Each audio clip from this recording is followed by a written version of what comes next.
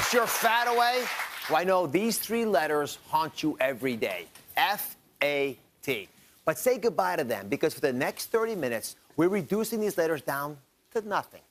I'm going to reveal the three most promising fat melters. Whether you want to lose fat without diet or exercise, stop the excess fat from piling on, or just lose those last stubborn 5 pounds, this is the show for you. Let's get started. I've got Dr. Eva Selhub joining us. She's a leading expert in the field of weight loss.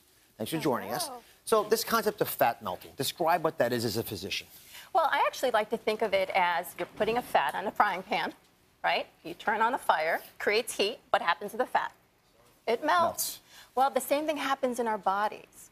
So what happens is those fat cells are broken down. We call it lipolysis, lipofat, lysis breakdown. That lipolysis makes energy.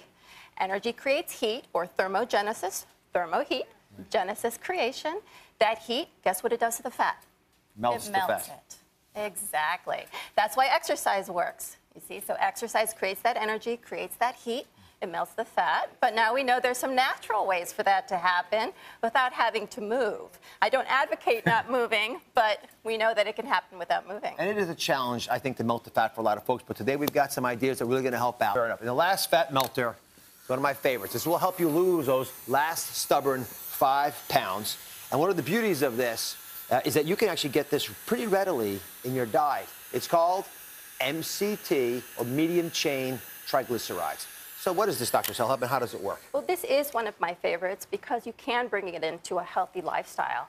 And so medium-chain triglycerides, as the name implies, they're medium-sized versus long-chain triglycerides, which are pretty much almost all the fats that we eat. And because they're smaller, they're easier to digest. So it goes right into the stomach, right to the liver, and it gets broken down for fuel. This is such an important principle that I want to demonstrate it with this little model. So this is the blood going through the body. When you eat foods that have medium-chain triglycerides, the body immediately absorbs that into the liver. And because it goes to the liver, it's broken down as energy rapidly, easily dissolved. That's why places in the world that have lots of these MCTs in their diet naturally don't seem to have as much of an issue as we do. Now, fats, on the other hand, are very different. Because they have these long, bulky chains, they're thick and they're cumbersome. They can't get through the system, so they have to go into the lymph.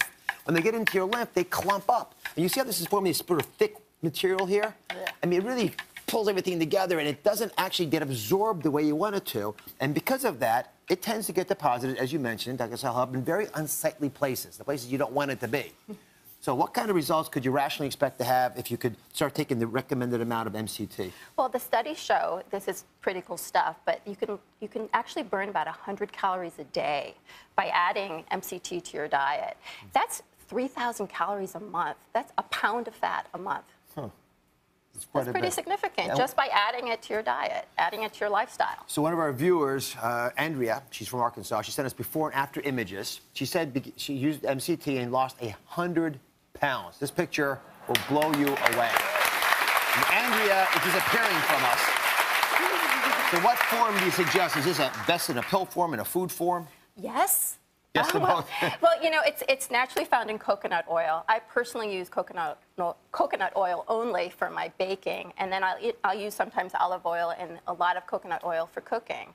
So you can just bring it into your diet. And the other way is by taking an MCT oil, about 10 to 20 grams a day. So 2 tablespoons of coconut oil basically means you can replace the butter you might use for your eggs in the morning and baking product. Just replace it one for one. And if you do that, you get this. See? You avoid this. This is what happens to those large fats, the ones you get from butter and other sources that we have in our diet in America. If you can get rid of this in your diet and take the MCT versions, the coconut oil, you can avoid this clumping up on your hips, your thighs, and all those other unsightly places you always complain about.